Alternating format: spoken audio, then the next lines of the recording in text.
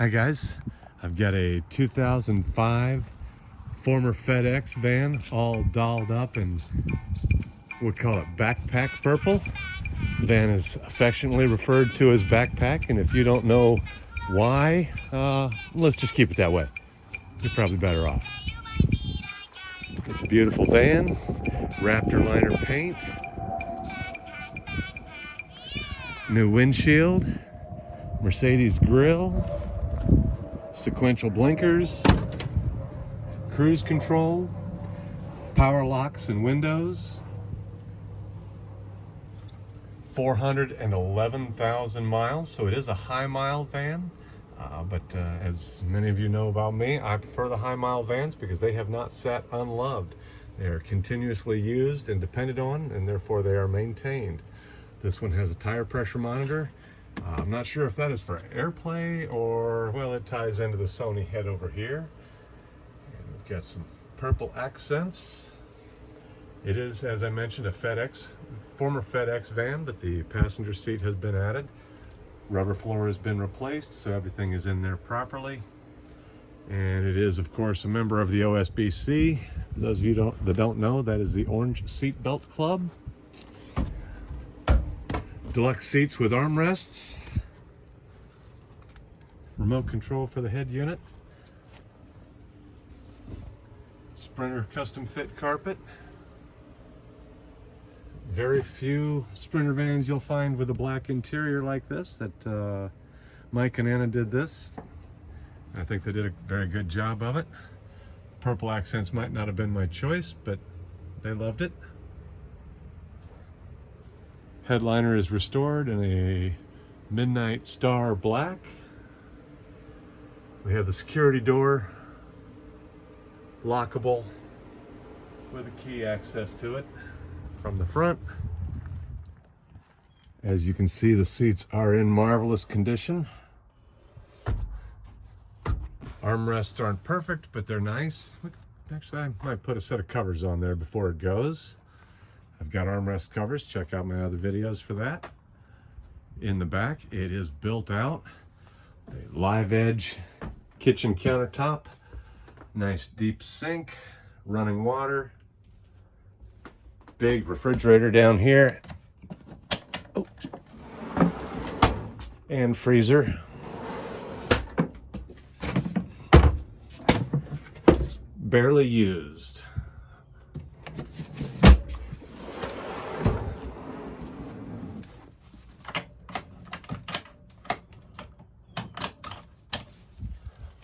That is actually the story with this whole van, barely used. Anna and Mike built it, and when they were on their first road trip, Anna got the job offer that she has always dreamed of. Van life got put on hold. We have speakers installed in the back that run off the deck up front.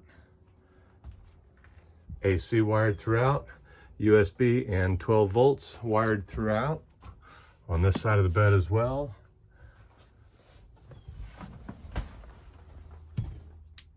Dimmable house lighting. Not sure how that's going to show up on film or on camera. Remote control for the fan, which is an automatic.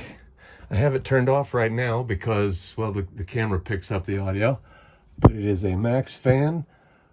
Not sure what model, but it comes on, and as you can see, we can leave that on so that anytime the van gets too warm, this opens itself up and starts sucking air out. That's a nice feature, especially if you have a pet you want to leave in the van occasionally. Dimmable lights on the ceiling, controlled by this little touch panel down here. Computer monitor, HDMI inputs for your workstation.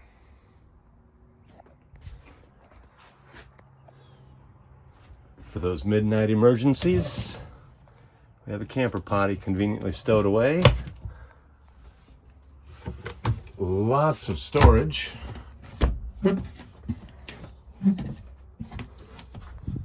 Still got some plates and dishes in there.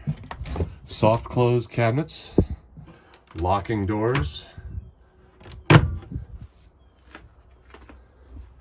Running water, of course. On demand. A little bit noisy, I can't deny. Maybe this could be buffered out off the wall a little bit to quiet that down. Fresh water, gray water. Got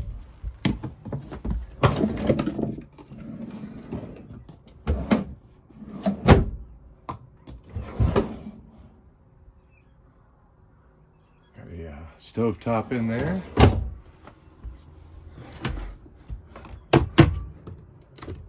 And here's where the fun starts. 550 watts of solar on the roof. Battery monitor, battery disconnect. 12 volts and USB is all fed through that breaker box there. As you can see, we are on backup power right now. The inverter is on. And with this much power on the roof, I just leave it on.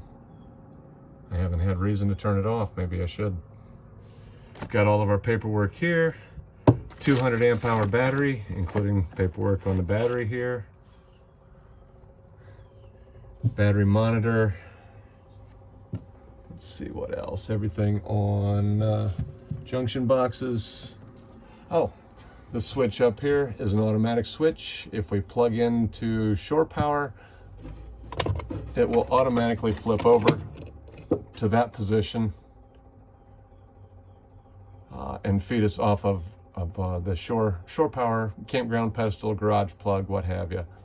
As soon as we unplug the shore power, that switch will flip back over to the inverter so we don't lose power in the house. More lighting up here in the kitchen.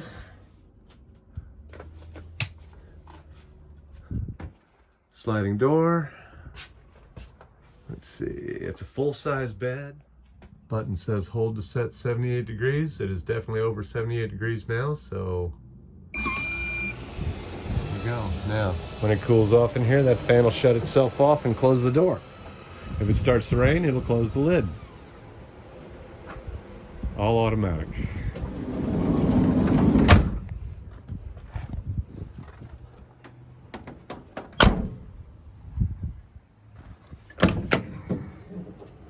Big garage space underneath.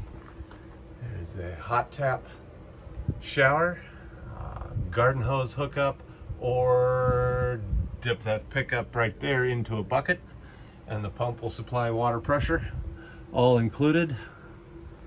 Over here we have some ropes and a cover. We'll put that cover up and take some pictures. Framework for the shower and another storage box. Storage accessible from the top over here.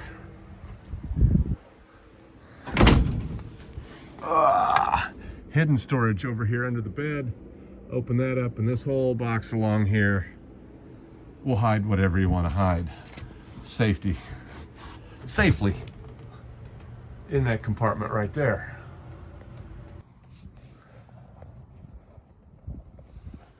Driver's side footwell. Ouch, I hit the screw.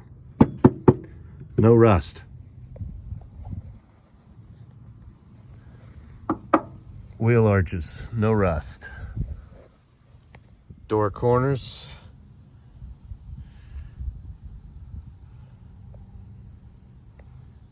On the passenger side, rocker panel looks great. A little bit of dent on it, but no rust. Footwell. Solid.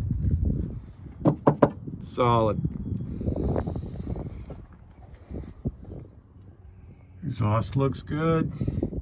Cats are still there. Muffler is in good shape. Drive shaft looks good. I do have some dents underneath, and well, it looks like I could wash it a little bit better. But as far as rust goes, it's a beautiful thing under here. 2.7 liter, 5-cylinder overhead cam Mercedes-Benz turbo diesel injected OM647 engine with about 1,000 miles on new Bosch injectors and Waller EGR. Starts right up every time.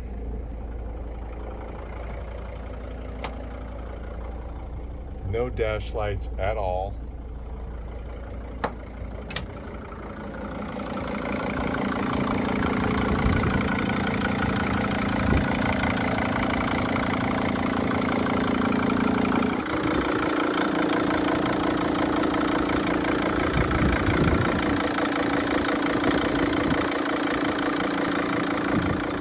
We have a series of switches over here. This first one allows the radio to work without the key turned on. Next one is for interior lighting underneath, and the third one is more interior lighting down here. There's purple lights that come on. I should show you those at night.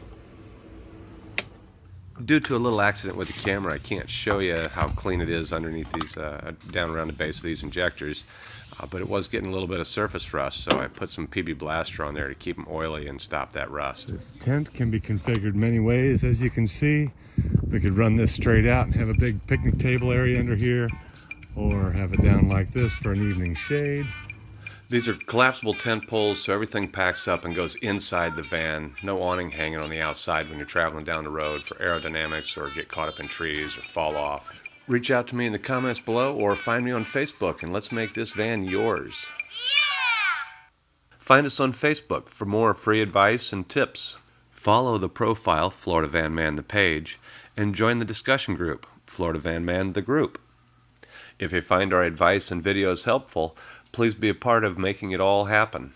Under the Donate tab of our webpage, you'll find links for PayPal, Venmo, Cash App, and we also take Zelle for one-time donations. Membership includes discounts to our events, early access to all of our videos as soon as they're made, and one-on-one assistance when you need help with your van.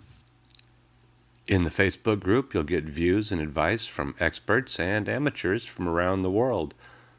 While you're in the group, please check out the Files section, where you'll find complete code list and service manuals for the North American Sprinters 2004 through 2006 and 2002 to 2003, as well as a few other helpful documents. Please be kind to our friends who have helped us learn along the way. Million Mile Sprinter, SOS Diagnostics, and Williams Diesel have all been key in getting us where we are today. In just a few seconds, you should see a few links, including a couple to our latest videos and one to our Patreon page where you can join a membership and start taking advantage of member benefits while you help support Florida Van Man and keep these videos coming.